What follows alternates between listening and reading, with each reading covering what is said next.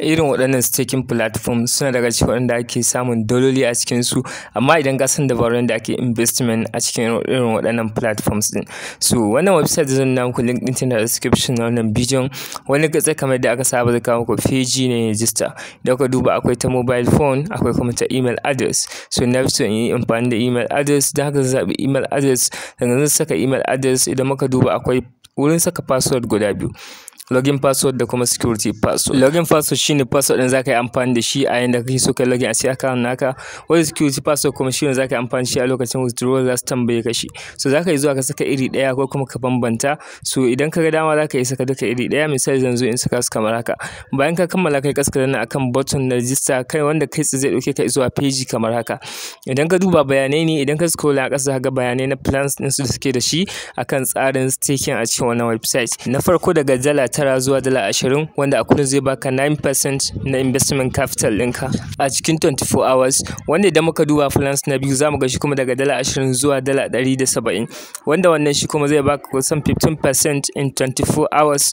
Wanda idan muka duba zamu ga plans ɗin su yana ƙarawa, percentage ɗin yana ƙaruwa. So kowane tsarin yanda yake daban da kuma tsarin yanda percentage ɗin yake hauhawa daga wannan. Idan kai scroll na zuwa ƙasa kuma za ga tsarin invitation ɗin su akwai beginner, akwai intermediate, akwai kuma elite. Kowanne da kalar percentage ne za a baka gwargwadon iya adadin ainihin abin da kake, wato level ɗin da kake a ciki. Misali za ku ga intermediate shine wanda yake da kusan 30 valid members a ƙarƙashin su, shi za su kira intermediate, wanda kai tsaye za su daga ainihin revenue ɗin shi ko in ce invitation reward ɗin shi zuwa ainihin 16% daga level 1 zuwa level 3. So haka elite za ku ga shi ma sun daga shi.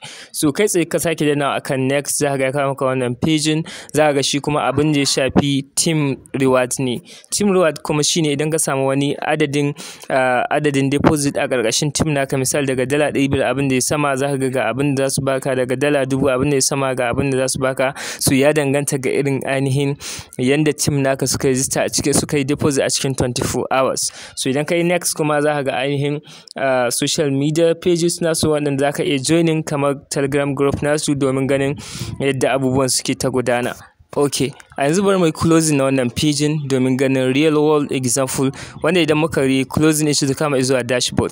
Idan ka duba wannan shine ainihin dashboard. Idan ka duba a yanzu 00 babu abin da ke da shi akan wannan dashboard. Idan muka scroll a ƙasa kuma za ku ga wurin da mutum zai seta ainihin staking amount da kuma daily kwanakin da zai staking kenan, wato days, wanda a cikin su ke so ya staking na wannan abin da zai staking a cikin wannan website. So abin da za ka yi shine kai tsaye za ka zo ka seta amount. Misali za ka iya dragging na ainihin wannan point din daga nan zuwa nan, za ka ga iya adadin da zai karu. Idan ya daidai da investment naka sai ka saka shi. So za ka iya play around da shi zuwa daidai irin amount din da kake so. Za ka ga a ƙasa ga iya adadin percentage din da za ka samu a cikin 24 hours, iya adadin ainihin investment naka. Daga nan za ka zo a wajen days, wato kwanakin da za ka yi staking, shi ma sai ka zo ka seta. Ga shi nan za ka sasseta shi ma iya adadin kwanakin ka, iya adadin yadda revenue naka zai kasance. So sai ka zo ka seta. So a yanzu abin da za mu yi shine za ka koma a can sama sai ka dana akan deposit, wanda kai tsaye zai kawo ka zuwa wannan page. Idan ka duba akwai TRC 20, BIP 20, ga su nan dai, sai ka zaɓi wanda kake so. Misali zan bar shi akan wannan TRC 20, da haka kai tsaye zan zo in yi copy na wallet address na TRC 20, zan je in turo $20 a cikin wannan website. Bayan USDT ya shigo successfully, za mu kuma a home page sai mu refresh na wannan website. Kamar da kuke gani za ku ga $20 na akan investment wallet. So abin da za mu shine zan yi a ƙasa sai in seta kwanakin, sai in seta amount ne zan investment, in this case shine $20. A ƙasa kuma zan saka kwanakin da zan yi ainihin staking, wanda shine 28 days. A takaice sai ya kai kwanaki 28 idan amount da ka saka ya kai $20.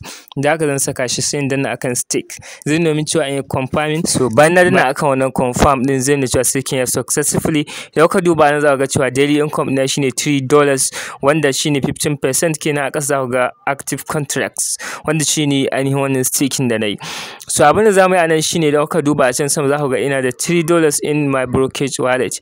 So abin da zan yi shine zan iya withdraw na wannan $3 din. Da haka zan zo in danna akan withdraw button, wanda kai zai kawo ni zuwa wannan page. Idan ka duba akwai withdrawal option guda biyu, akwai TRX akwai kuma BIP 20. BIP20. So ka zaɓi BIP20, bayan ka zaɓi BIP20 za a ce ka saka wallet address na BIP20. Abin da za ka yi shine sai ka koma a cikin inda za ka yi withdrawal naka, in this case zan amfani da Bybit, sai ka yi copy na ainihin BIP20 wallet address USDT BIP20. Daga nan sai ka zo ka yi pasting a nan, a wurin amount ka saka all, a wurin security password sai ka saka security password wanda kai ainihin saka a lokacin da kai register. Daga nan suka dana akan confirm, zai na muku cewa withdrawal yayi success. So kai tsayen da ake withdrawal kenan, easy peasy. Kafin mu koma a cikin Bybit domin diba withdrawal ɗinmu ya sauka, so ya kamata mu diba abin da ya shafi ainihin referral program. Za ka danna akan menu ka zaɓi referral program, kana danna shi zai buɗe maka feji kamar haka. Za ka ga ainihin total visit, ma'ana waɗanda suka yi amfani da link naka anan za ka ga adadin su sun bayyana.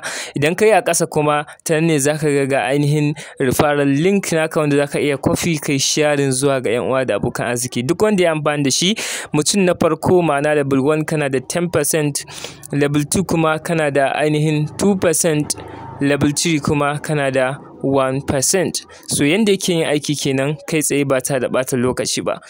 So a yanzu za mu iya komawa a cikin Bybit domin ganin withdrawal ɗinmu ya sauka ko kuma bai sauka ba. Da haka yanzu za mu koma a Bybit, idan muka zo so withdrawal ɗinmu already ya riga ya shigo, don haka za mu danna akan transaction log, wanda kai tsaye za ku ga cewa ga wannan $3 ɗin nan ya sauka successfully a cikin ainihin wannan Bybit wallet, wanda dukansu da deposit da withdrawal instantly suke shigowa, da haka ba wani ɓata lokaci na wani jira a cikin wannan website. So kai tsaye da suke yin aiki kenan. Da fatan kun ji daɗi wannan bidiyon, kada ku manta da subscribing, liking da kuma share.